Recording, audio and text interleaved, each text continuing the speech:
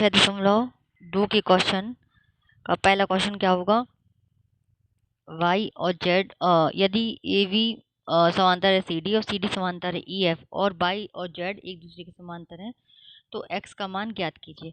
ठीक है, तो ये अपन को याद, देखो अपन देखते हैं 6.2 का x और y के मान ज्ञात करना है अपन को। तो दो समांतर रेखाएं, इसमें ए और बी और सी डी के समांतर है, तो ये अपन ने खींच ली। तिर्यक रेखा कौन सी मान ली अपन ने, ये वाली तिर्यक रेखा कौन सी मान ली अपन ने, जो रेखा है ये। समांतर रेखाएं क्या कहलाती है, जो एक दूसरे को कभी भी काटती नहीं है, ये समांतर रेखाएं हो गई। तिर्यक रेखा कैसे, आड़ी रेखा एक तिर्यक रेखा हो गई।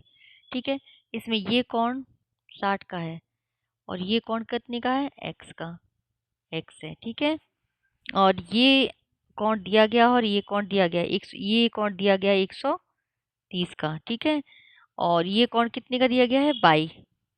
ठीक है, तो अपन को निकालना क्या है, एक्स और वाई की मान ज्ञात करनी है अपन को इसमें। ठीक है, तो अपन ने पहले पहले अपन एक रैखिक युग्म पढ़ा था ना अपन ने, तो इसका पूरे का कोण का योग कितना था, 180।